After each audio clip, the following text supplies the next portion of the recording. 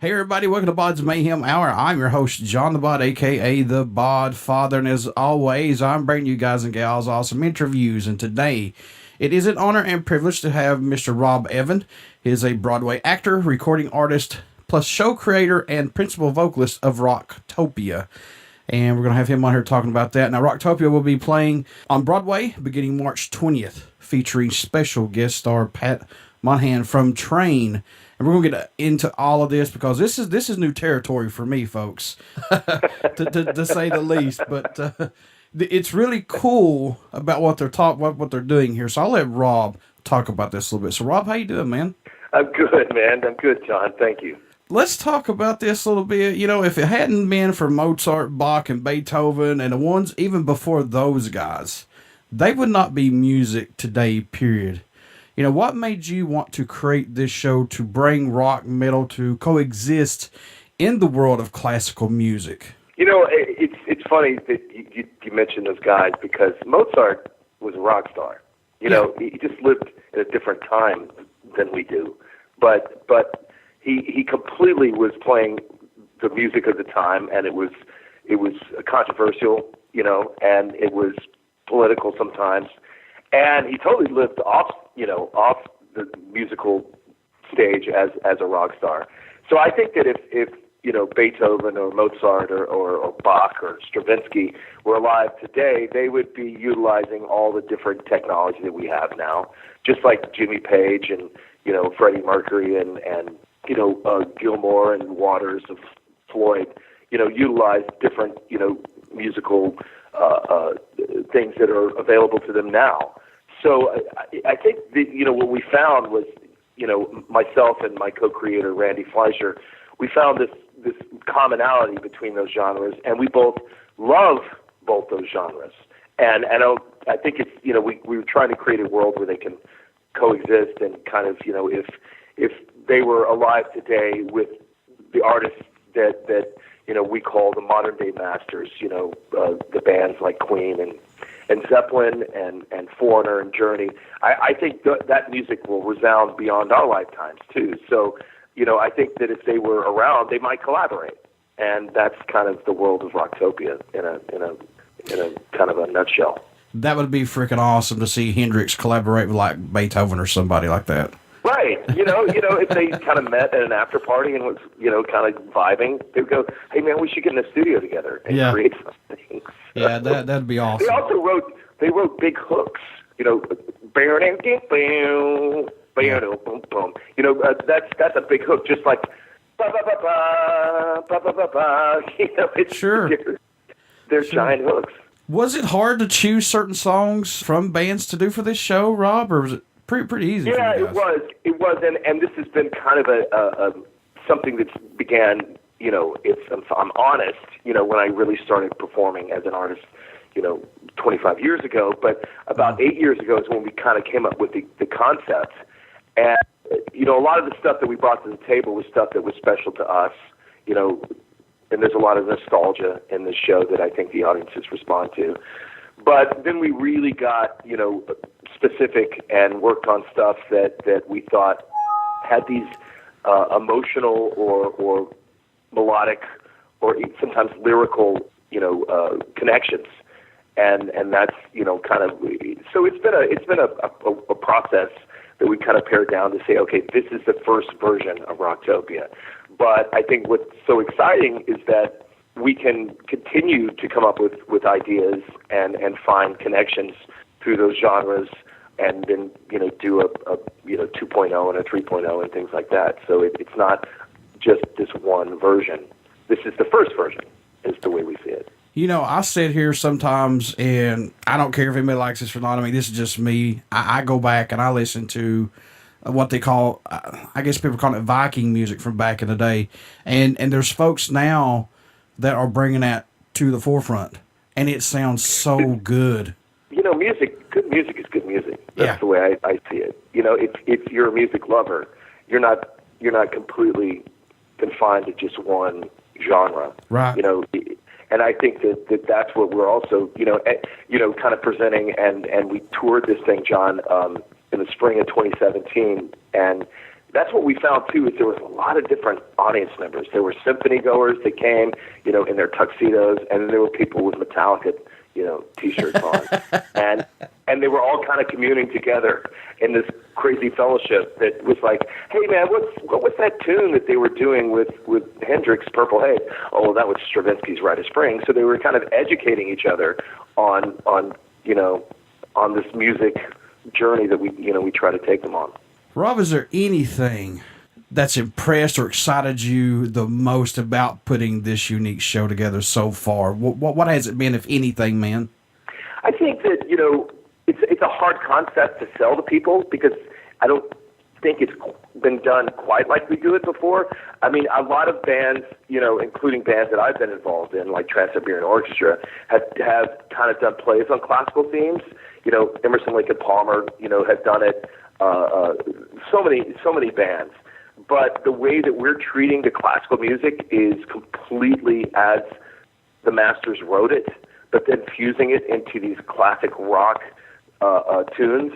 And I think that the way the cast, you know, it was hard to put together this kind of super band, you know, with different vocalists that aren't, you know, we're not a tribute band, you know, in any shape or form. The way I sing a Bono song or the way I sing a Pavarotti song is going to be the way that I can do it. So we're kind of just bringing our own selves. We've got very different vocalists, you know, across the board that bring a different strength to the stage. We've got a rock band that's also very accomplished. You know, our musical director is a guy named Tony Bruno, and Bruno, you know, was musical director for Rihanna and for Enrique Iglesias. He's played with Joan Jett. He's played with, you know, Michael Bolton and created their bands.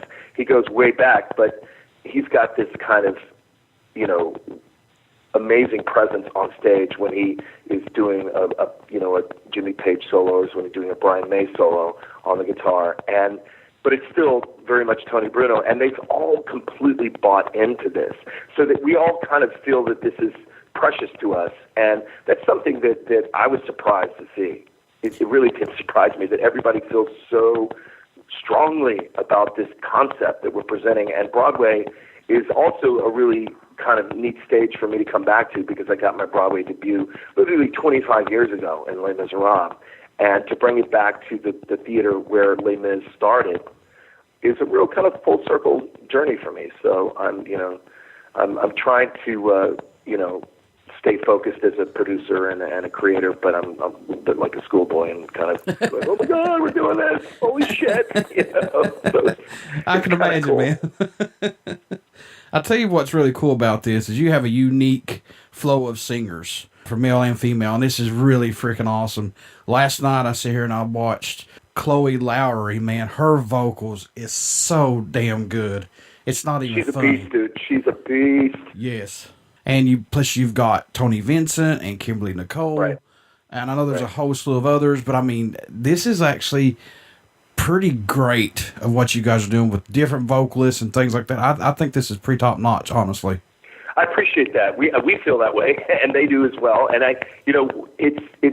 this is we're the new kids on the block as far as our brand is concerned. So it's, you know, everybody's taking a risk in being a part of something like this. It's kind of cutting edge, but the great thing is the feedback that we've seen, you know, so far with the audiences, and you know, we have high hopes that it's going to do well, you know, on Broadway, and then hopefully kind of, you know, kickstart the next tour, and that we can keep doing this because it's a joy.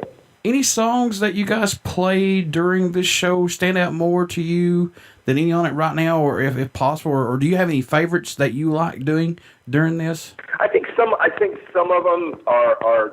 I feel like that we just nailed the concept of kind of, you know, the whole fusion. One of them is kind of special because I think it's Aaron Copland, who is an amazing composer, kind of Americana. So, you know, a lot of his themes are so specific, and it kind of, you feel like you're like, you know, somehow in a Western movie. But he does this song called Fanfare for the Common Man that he wrote, and it's kind of about, you know, not turning away from your fellow man. And then we mix it with Pink Floyd's On the Turning Away, which is kind of the same message. a little more obscure Pink Floyd song than like Another Brick in the Wall, which we do, and that's so obvious, earlier in the show, and that's a blast to perform. But I feel like this one piece is kind of our statement to, we show scenes on our video screens of like the Dust Bowl of, the Depression time and things like that. And I think it translates into what our political environment now is that, let's not ever forget about the people that are down and out and things like that. So when we have an opportunity in the show musically to also make a statement that's positive, I love that. And I just think those two are really one of my favorite fusions that Randy had, our co-creator had come up with, and I'm really proud of it.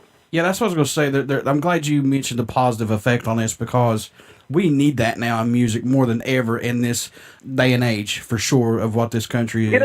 That's what we're trying to do. Yeah. Is there's a lot of layers to this Rocktopia onion, and I think a lot of it is just to offer some positive messages, inspire, and also give escape to those that just need 2.5 hours of escaping from their daily lives or whatever their grind is. Music is such a wonderful healing, thing that we can offer. These vocalists that are with you guys right now, did you let them pick out what song they want to do possibly or try out for us? No, no, unfortunately not. But a lot of them we handcrafted arrangements for. Okay. It was a long process to try to find people like this. Our mission statement is to deliver this at the highest possible quality level that we can. And so, we knew all their strengths, and we tried to create things that were their strengths, and they completely embraced that. So that's a fun thing. So, but it's, sometimes it's not a democracy when you're trying to create a show and in a rock band and things like that, but everybody's been super supportive. So, how did Pat Monahan and vocalist of Train get involved with Rocktopia, and how's work with him on this, man, so far? Pat has been completely generous, and he's so kind of almost self-deprecating and going, hey, man, people might not know who I am. I'm like, but Pat, you sold, 30 million records. You won Grammys. A lot of your songs are amazing. You're an amazing songwriter. He's also, I don't know if you've heard Train does Led Zeppelin too, but they did they completely covered that album, and he outplants Robert Plant. I mean, he kills it. So I knew this guy was an amazing vocalist. I've always been a fan of his music, and so he wasn't. It's funny how this business works. It's like, okay, we know this person, and we might mention this name, but all of a sudden this name comes up. And when we got to his management, and they had somebody else actually that was pitched, and Pat was interested. I was like, yes, please, let's get Pat Monahan. He's perfect for this project, because his voice is pretty wicked great. Singing classical and incorporating rock songs, do you do anything differently, Rob, to get yourself ready and prepared vocally? Yeah, because my when I was in high school, it was in the late 80s, and I wanted to be Steve Perry and Lou Gramm, but I sounded more like, Placido Domingo or Luciano Pavarotti, and so it was kind of an odd thing. And I was in rock bands, but all of my vocal people were kind of pushing me towards, you need to go to conservatory and study opera. And I'm like, nope, not interested. So I ended up playing football for the University of Georgia and, getting a business degree, thinking I was going to probably end up at law school. But then Les Miserables came through Atlanta, and I was like, wow, this is amazing. And it was kind of the middle ground for me, because it wasn't completely like operatic, style singing, but it had a little bit of edge to it. So I went to Nashville in the, I guess it was like around 1990, and waited in line for 9 hours like American Idol you would, and sang half of a song, and then they acknowledged me and flew me to New York, and I'm in Les Mis, and so that kind of took up, all of a sudden, I'm playing, small parts, and then all of a sudden playing lead roles, and that, here I am, on Broadway, and I guess I'm doing this, And then, I started working with Jim Steinman, who created Bat Out of Hell, and, the whole, wrote all of Meatloaf's, big songs, and Celine Dion and Bonnie Tyler. And realized, I was kind of missing the whole rock thing. And then I got back into Trans-Siberian Orchestra, and it was a good thing for me because it was like theatrical rock. So that was kind of my journey, through all of this. Do you still see yourself growing musically, or has it just been more just a personal growth, or both? It's funny. I'm back into vocal lessons because I think you can never stop learning. I'll be 50 in June, so it's funny that all this stuff is happening. But my voice is still very strong, and I'm preparing for this show a little bit differently than I would, because I've got to perform Puccini's Nessun Dorma, which is probably the most iconic tenor aria of all time. And I want to make sure that if there's a classical purist that comes to the show, they still feel like that I'm delivering what needs to be delivered. But then on the other hand, I'm doing Don't Stop Believin', or Come Sail Away, or Where the Streets Have No Name, and I've got kind of that side of my voice. So it's a big undertaking, but it's who I am as an artist. So I feel like that I'm not pretending by any means. What can fans expect when they come out to see Rocktopia on Broadway, man? What are they going to get? We use the word epic a lot with this because it's big, and when we were in Budapest and we filmed it for PBS, we were in that beautiful Hungarian opera house, and we had probably 150 people on stage. So we had the full Budapest Philharmonic, we had their opera chorus, we had a different kind of show choir that came out, we had our rock band and our New York singers, and that's, that was a big stage, just as far as like actually footage. So on Broadway, Broadway houses are not as big because New York is a compact area, but the Broadway theater is one of the bigger theaters on Broadway. It seats about 1,700, where the Opera House in Budapest is at 3,000. We're gonna have about 20 plus of the New York Contemporary Symphony Orchestra, and then a choir of about 30, 35, and then our rock band and our singers. So we're going to have about 70 plus on stage. So it's going to be large. You don't see that many people on a Broadway stage most of the time. And a lot of times the orchestra is in a pit, so you don't see them at all. So everybody's going to be on stage. You're going to have all of our video LED curtains with video content through the show, which kind of hints to the human condition is what I call it, and because the whole show is set around like birth and then adolescence and some sort of rebellion or experimentation, and then lust, and then love, and then death. And we don't tell that story, but it's all hinted around that in the video thing, because I was trying to find something that if we all have something in common, what would that be? And it's being human, wherever you're from, or whatever your race or your religion is. And then we're going to have a lot of rock lighting, which is not always a Broadway thing. So we're kind of we're kind of a rock theatrical experience. And I think that, the music is the most important thing to me, and to make sure that that's really perfect for this. But there's a lot of other elements that I think a Broadway audience would really enjoy. What made you want to become a musician? What was that spark for you that said, that's what I want to do right there? It's funny, I sometimes do, I interact with younger musicians or actors or artists, and I'm like, if you could do anything else, please go do it. But because this business is so hard.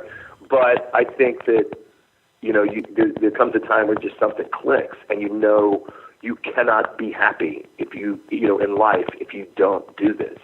And that happened to me years ago, and probably with maybe Les Mis. That was one of the things where I went, I have to do this. I can't do anything else. And then I just didn't take no for an answer, because you get a lot of no's in this business, and you just have to go, this is what will make me happy. And it has for 30 years, so it's cool. This may be a crazy question, but what do you hope Rocktopia achieves on Broadway, or just Rocktopia in general, Rob? It's not a crazy question at all, because we definitely are trying to tell the world who we are. And, with PBS, we were able to platform that into, okay, here's what Rocktopia is, and because this is a little bit of an education to an audience on what this concept is, because it's not obvious, and we've always been fighting this. Is going, you have to see it to understand what it is. But with Broadway and that whole idea of direct from New York, we want to keep touring, and we're already working on a fall tour. So that's the goal, with this show, is to keep touring it, get audiences to understand what the concept is, and then do it around the world, hopefully. Even multiple companies.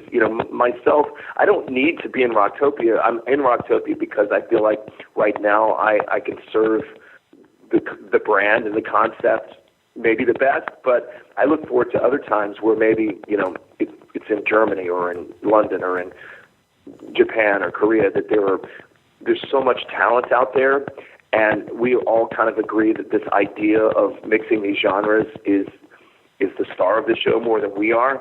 So I hope that we can do this around the world and kind of honor both the masters of classic and the gods of rock at the same time. Folks, Rocktopia on Broadway is going to kick off March 20th, featuring special guest Pat Monahan from Train. He's the lead vocalist of Train, plus Rob's going to be there. They got a whole slew of singers: Chloe, Lowry, Tony Vincent, and Kimberly Nicole. They're all going to be there rocking out for you guys. This, like I said, this begins March 20th. I believe it's going to be, a 6-week run, Rob? Is that right? Yeah, it's a 6-week limited run. We have to leave because we've got, the theater is another big show's coming in, and this was kind of the way we treated this, John, was like a tour stop. Sure. Our residency on Broadway, and we hope to do it again. How could folks stay in touch with you guys, buy some tickets for this for sure, and come out to this? Rob, how can they do that? Well, it's easy. It's rocktopia.com. You can get, sent everywhere you need to go. Telecharge is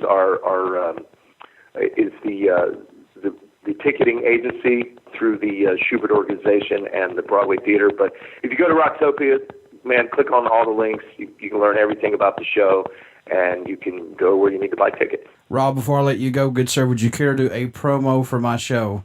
I'd love to. Hey, guys, this is Rob Evan from Rocktopia, and you are listening to BODS Mayhem Hour. Hey, guys, it's Rob Evan from Rocktopia, and you are listening to BODS Mayhem Hour. Everybody stick around. We got some great, great music coming up, and you only hear these interviews right here on BODS Mayhem Hour and BODS Mayhem Radio Network. Thank you so much, Rob. Thank you, John. I appreciate your time, brother.